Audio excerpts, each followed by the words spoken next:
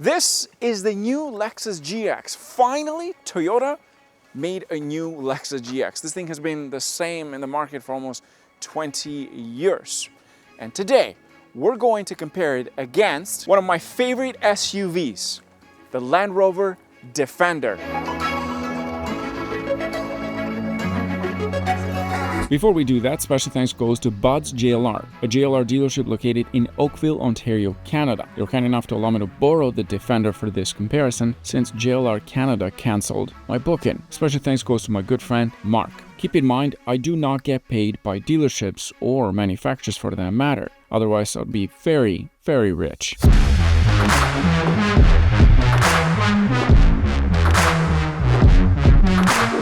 Let's talk about pricing. What are you going to pay for each vehicle? The Land Rover Defender in Canada starts at about $79,000.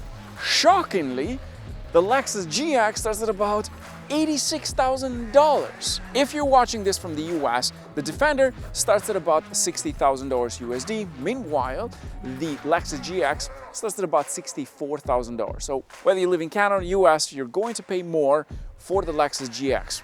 Another thing which is very important is that the Defender comes in three-body style. We've got the 90, which is the two-door, one of my favorite as well. And then you've got the 110, which is the one that we have for today's video. And then you have the 130, which is essentially a full three-row SUV. Since we're talking about shapes, let's start with the new Lexus GX exterior design. The Lexus GX on the outside looks like it was inspired by a video game from the 2000s, one of those off-road video games. In fact, it also looks a bit like a giant, expensive brick. That said, the bold grille and sharp lines give it an unmistakable presence on the road. Your neighbors will think you really love nature. The Land Rover Defender, on the other hand, looks like a giant Lego set. In fact, it looks so much more rugged on the outside compared to the Lexus, as if it's ready to take on a crazy adventure, like the parking lot of a shopping mall. The Defender 110 nails the retro modern aesthetic. Its iconic silhouette and muscular stance give it an unmistakable presence, while the sleek lines and bold grille really make it look a bit luxurious. You're probably wondering, Sam, we want to see these things off-road, and I want to. Unfortunately, I cannot take the Defender because it's not from JLR Canada. But having said that, let's be honest, 99% of the owners of these vehicles will never take this off-road, potentially going to the cottage or maybe towing. And in case if you're wondering about towing, yes, the Lexus tows about 1,000 pounds more compared to that, but that's not a huge difference. But when it comes to real off-roading, they're both going to do great because they're both equipped with amazing technologies in terms of off-roading experience. But I have taken the Defender before off-road and I love this. This one, on the other hand, I'm sure is going to do just as good.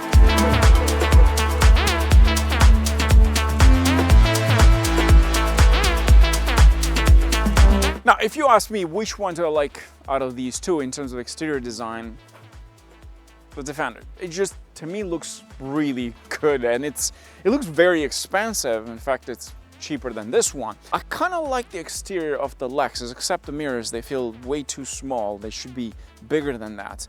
But I think they've done a great job bringing it from the old design to this, and they've changed quite a lot.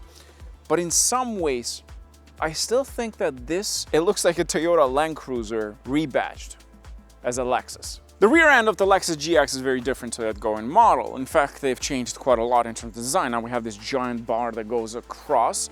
On top of that, there's something you don't get with the Defender, which is a split tailgate. You open this thing here and you get yourself an open area. You can access and shove in things, which is nice and handy. On top of that, if you have pets, this is quite handy because they just jump off the tailgate and then off they go to the park. But here's a few things I noticed with this.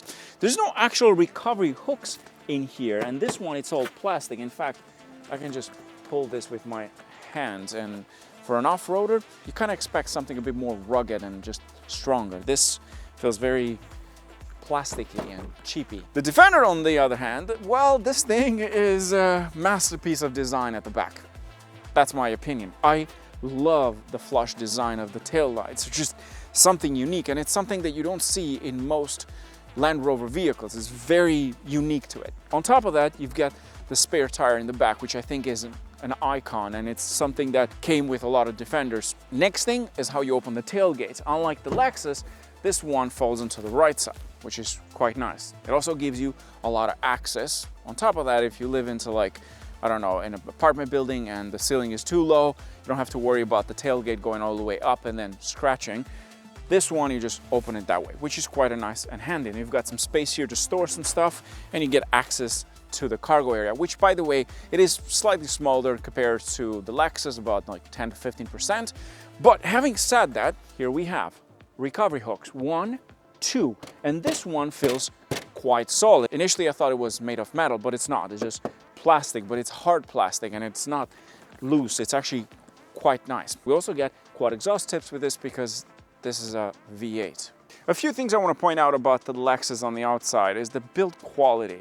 And I'm not a big fan of the fact that I have to pay $82,000 for this car, and some things don't really make any sense, and the build quality is not quite there for a Toyota product. First of all, the hood, when I'm driving, it literally shakes, which is kind of weird. It feels like it's just gonna pop. And the next thing I notice is like the lines, they're not well put together. There's a lot of gap, and like this part here, it's raised up, and then the bottom part is flat. Like you can also push these things down with one finger. The good thing is that this vehicle is equipped with side step because it's actually quite high off the ground, so it does come in handy. But one thing I did notice is the door. The way this thing is designed, it actually makes you feel like you're driving a Toyota vehicle, not a Lexus. And I know they're supposed to be kind of like the same, but if you come close here and look at the door, it's so thin and it doesn't really help with wind noise as much. Like the exposed metal, this is supposed to be a luxury vehicle. There's no need to have all that. On top of that, another thing I noticed is the brake calipers. They look like they were spray painted at a garage or some parking lots. The Defender, on the other hand, something that you don't really expect that is how well it's built on the outside. And I mean the quality, the lines, the gaps are just there. And you notice that this vehicle, it's not just a Land Rover, it's actually a luxurious vehicle. And it feels more like handcrafted, like the way the actual side mirror is designed, which is slightly bigger than the one in the GX. And then we've got the calipers actually painted, which they look nice. They don't look cheap, like spray painted by some kids at a shop. And then you've got the gap, the wheel arches, all that just matching perfectly. Next thing, the door. In the Lexus, when you open the door, it literally feels like it weighs about 2 pounds, which some people might consider that a good thing. That's how a luxurious vehicle should sound when you close the door. Like it's got a nice sound, and it's something that you feel that it's gonna last forever. Let's get on to the second row. In terms of seats, you get about 5 or 7, depends how you want to do the actual setup, but both vehicles offer up to 7 seats. This one, it only offers 5 seats with this package, but one thing I do appreciate about this Lexus is how you can fold the seats, what I call a sandwich style. So it goes all the way forward and gives you access. In fact, I picked up a dresser a couple of days ago and I was able to fit it all the way in because of that, and it held this thing nicely.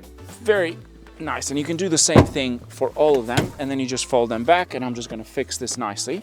Moving on to the interior, pretty high off the ground, so you're definitely going to need that side step. First of all, headroom, legroom, nice and comfortable, spacious, not that bad. Tons of space in the center, although this centerpiece here kind of feels like it's going to be uncomfortable for the passenger in the center. We've got heated seats, there's no climate unit with this package, and we've got a manual sunshades on this side, which is pretty standard. But this one, we don't get a full panoramic roof, which kind of annoyed me a little bit. Defender. First of all, I love how the door opens. It's quite nice. On top of that, the way this thing is designed, I love these little screws around it. It makes it feel like a rugged and off-road vehicle. Love that. The next thing you need to know is that you can actually wash the interior with water. I'm talking about the floors, not the seats over here, because this thing, it's floor mats everywhere. It's the entire thing designed that way. So you can, if you go around the countryside, you can just spray this thing with water and clean it, something you don't get with a Lexus. I think this is the biggest sort of selling point of this vehicle as an off-roader. On top of that, if you wanted to fold seats, you can do this, and then you can do that by folding these headrests completely. Now this is smarter. Why I say that? First, you've got this to hold on to things so they don't move back and forth, and you get more space overall. You We also have this beautiful, well, kind of like rubber mats with different patterns, which is a nice design that stretches all across. This one is pretty smart. And then you go back into that and you can push this all the way through, which is something that you get over that size. Jumping in, first thing I notice, this thing is actually not that high off the ground, so the side step would be kind of useless. Top of that, we get a panoramic roof all the way across. We've got a climate unit here with heated seats in the back, which is quite nice. And you also get these sort of windows at the top for better lights, and it's also a nice experience for people in the back. You get to see the beautiful trees, especially right now in Ontario. Gorgeous. In terms of space, one thing I noticed with this is that you get more headroom in here because of that panoramic roof. It's pushing the space further up, leg room a bit more comfortable. But just being here, it's a different experience in the second row as a passenger, in my opinion, compared to the Lexus. Front row, let's talk about the Defender. One thing you're going to realize with the Defender, if you've owned other JLR products, is that when you jump inside here, things are very, very different. No other vehicle in their lineup looks like this on the inside. This is the only vehicle that is designed this way, which I think in its own way makes it special. Unlike the Lexus, which is kind of like a TX on the inside, so it looks very much like other Lexus vehicles. But having said that, there is some similarities, like the infotainment system, the actual cluster is the same. We've got the shift knob as well, which is similar to other vehicles, and the buttons and so on. Now, let's go through some of the details here, things that I love about this vehicle. Let's start it up.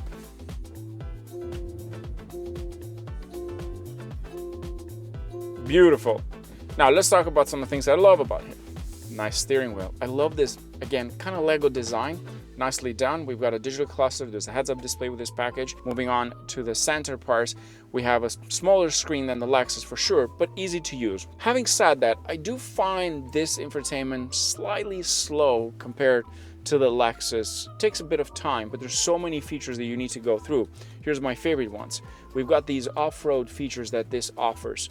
Like for example, right in here, something you don't get with the Lexus. You also have weight sensing, again, something you don't get with the Lexus. Your traction control, configurable traction as well, 4x4 info. You can lock everything from here. In the Lexus, it's through buttons.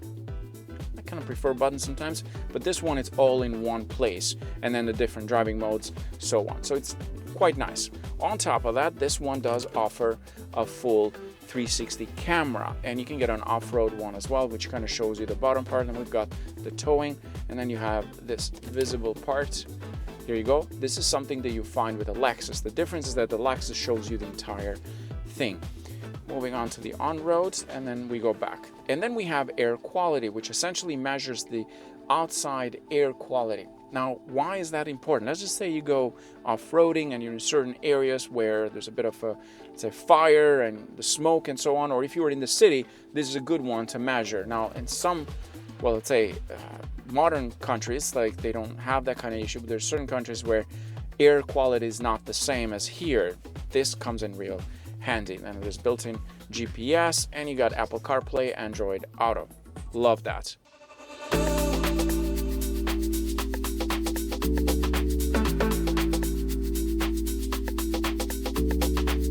The Lexus, on the other hand, well, this is quite interesting. It is very familiar because I've seen similar design in the Lexus TX and other Lexus vehicles, like the massive 14-inch screen in the center. The steering wheel looks very familiar. Just over here is different, but it is essentially a huge upgrade to the outgoing model. Let's start it up. Button located at the top, and there we go. That's the startup for the Lexus GX. Nice display. Massive 14-inch screen, bigger than you find in the Defender. Not sure if that's a deal breaker for some people, but here we go. This is the latest user interface that you've seen in other Lexus vehicles. Lots of options, kind of like a tablet, and that's about it. So you can do a lot of information here. What I don't understand with this is, like, they should have offered some sort of off-road gauges built in, like kind of death style that you find in the Defender. This doesn't have any of that, and you expect that in a vehicle that is for off-roading. The screen is nice, it's easy to use. I do find it slightly faster compared to the Defender, but other than that, I love the design. We've been through this before in other Lexus, so you know exactly. There's a built-in climate unit, which this is through the screen. There's no other buttons underneath here except the temperature that you see. Easy access, some people like buttons. Steering wheel, quite nice, easy to use. not as rugged as you'd expect it, like the exterior. And I think that's where the Lexus is different on the inside compared to the Defender, because the exterior of the Defender looks very much off-road and luxurious. This one looks very rugged on the outside, but on the inside looks a bit luxurious. We've got a digital screen for the cluster and a heads-up display. Now, let's move on to the center. First off, we've got an actual shift knob, which I very much appreciate. There's also buttons for your driving mode. We've got the terrain ones, which gives you auto, dirt, sand, and then the crawl. And then you've got the standard drive modes from Sport to Sport Plus, which is quite nice. You can move this knob here to select whichever mode you like. There's the tow on that side. A little cute thing that I saw with this is that the actual cigarette lighter is hidden. Really nice touch. We've got 2 USB ports. On top of that, this has buttons for the drivetrain. You can lock the center differential, the rear one. You can put it to 4-wheel high, 4-wheel low, and you have this little button that you see in there. On top of that, we've got 2 cup holders, which are hidden. And then in here, we have a wireless charging pad, which is weirdly designed, because if I want to charge my phone, it has to sit like in this weird position. And it actually slides back and forth. It's also not charging. Oh, there you go. It's charging right now. But the way this thing is shaped, it's just weird looking. Okay, let's do a launch control on the Lexus GX550. We'll put it as Sport Plus all the way. Okay, put your foot down. Not bad.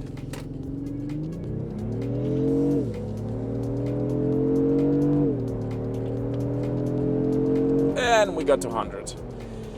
Took about 6 seconds. Under the hood, this beauty uses a 3.4 liter V6 twin turbocharged engine, and it makes 349 brake horsepower and 479 pound-feet of torque. It uses 10-speed automatic transmission. It is 4-wheel drive, and it has 2 transfer cases. You can do low range, mid range. You also have 2 lock-in differentials as well, and you can switch in here from 4-wheel high and 4-wheel low, but you don't get the chance to put it in 2-wheel in this case. How does this bad boy drive? Well, let me tell you. I've never driven the previous gen, the V8. It's my first time driving a Lexus GX, actually, because they didn't sell that many back then. And also, when Toyota had them on the fleet, well, I didn't get to review one, or they just never had it. But it's been a while since they offered one, and it was about time that they introduced this with a new facelift. And I've been driving this thing for a week because I really wanted to experience and also compare it to the Defender, which I have reviewed many times.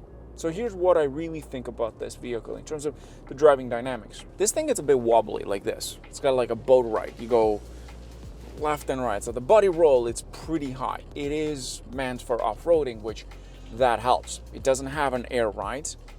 Some people will say, well, Sam, air rides are problematic. With time, they cost a lot of money, which is true in many cases. But they do offer a spectacular ride. This, to me, it's just not as firm on the road. Some will like that. A person like a little bit stiffer. Next thing I noticed as I'm driving, the hood on this thing shakes quite a lot, and you can see it goes like that because it's probably very light. And that is also annoying. Driver's attention requires. It has this reader here that it's constantly checking my eyes, but what I do hate about it is the fact that it doesn't realize that I am looking forwards because I have my sunglasses for some reason. Also now it says maintenance required. At this point, you only get this engine. There's a chance that they might offer a different engine with time, but this is what we have right now. Now, one of the things that Toyota fans will talk about is reliability, meaning that Toyota is known to make very reliable vehicles, not rocket science. But that was back then, like the 2000s era.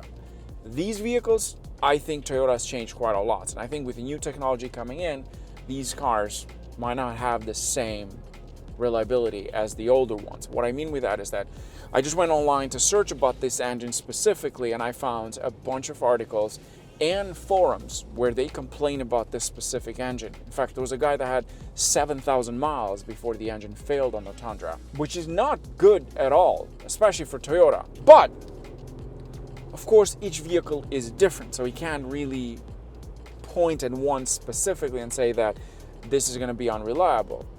But in case if you're wondering, well, there's problems with this. I think there's about 106,000 vehicles that have been recalled so far with this engine, and there are other vehicles that have had that issue. I don't usually talk about reliability in my videos, but in this case, I'm sure I got a lot of comments down below are probably talking about, well, the Defender is not going to be as reliable. Well, guess what? This engine hasn't proven to be reliable, so might not be the best option.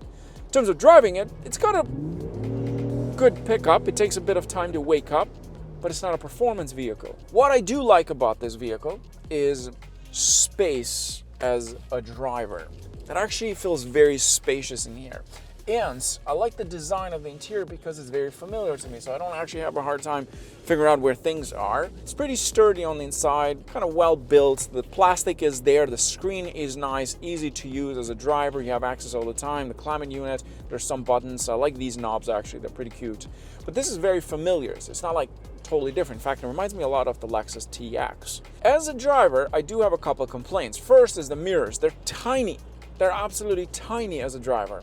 Second, I'm sitting way too high at the point where I feel like I'm sitting on the car, not in the car, and I don't enjoy that very much. In terms of safety features, you got your blind spot assist, which do help because this has smaller mirrors. The steering is actually quite light. It's sharp. I expected the ride to be very bad in terms of the tire setup, but it's actually pretty soft.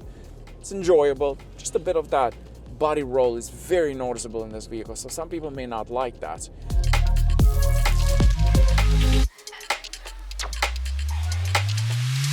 Dynamic. Okay, here we go. Let's see. Pedal to the metal. Ho ho ho ho. Ho ho ho ho. Under the hood, this unit uses a 5-liter supercharged V8, and in this case it makes about 493 brake horsepower and about 450 torque.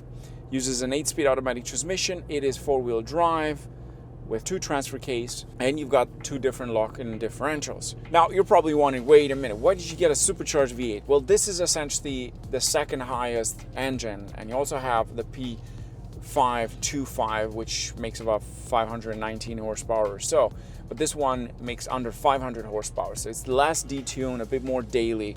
The highest trim, the 525, it's slightly different on the inside and on the outside as well. It's focused more about performance rather than daily use. You can also get a 3-liter inline-6 mild hybrid in this case, which makes less horsepower than these, but unfortunately it wasn't available. One of the beautiful things about the V8 supercharged is that it pulls hard because it's a V8. So if you really wanted the power, the Defender is the one to go. Now, jumping from the GX550 to this, here's one thing I noticed. This one is less wobbly. In fact, when you do that, it's got a bit of a stiffer ride. You also have air ride suspension here, which you can adjust with the buttons located in the center to raise the vehicle or lower it. And when you put it in off-road mode, it raises all the way to the top, something you don't get with the Lexus. As a driver, I'm actually sitting pretty comfortably. Not too high, not too low, but it's not the lowest that I would prefer, but it's slightly better than the one in the Lexus. One thing I also noticed that the Lexus does have a slightly lighter steering wheel. This one feels a little bit stiffer, but this one is the performance level, so I'm assuming the reason why it's like this is because of that. I have driven the P400 and it's slightly different, lighter steering wheel. Another thing I noticed with the Lexus compared to this is that it's louder on the inside. This one is so much more quiet. You don't hear much of the road noise. In fact, you don't even feel the tires. Let me just change. Actually, let's just leave it in dynamic. I don't really care. I want to feel this juicy machine go around the corner. It also has better tires for day-to-day in comparison to the ones that are in the Lexus, which are focused a bit more for off-roading with thicker tread as well. This, on the other hand, it's a bit more daily use tire kind of thing. Oh my god, I love that supercharged V8. This thing pulls and it picks up. The Defender, there's no doubt, is one of my favorite vehicles because the way it looks, the way it drives. I love the interior. It actually feels rugged on the inside, and it's a different experience with this vehicle. The transmission in the Defender is so much more smooth and it picks up really fast. With this model, you don't get pedal shifters like the Lexus, but with the P525 you do. You get a different steering wheel, a bit more sporty. But you put your foot down on this thing and it just goes. It also sounds amazing because it is a supercharged V8, so of course it sounds amazing. I love how this thing drives. I love how it looks. I've said this and I'll say this again. The Defender is one of my favorite SUVs. And the fact that they sell very well, it's a testament to that. Now, to wrap up this video, which one do I like the most out of the two?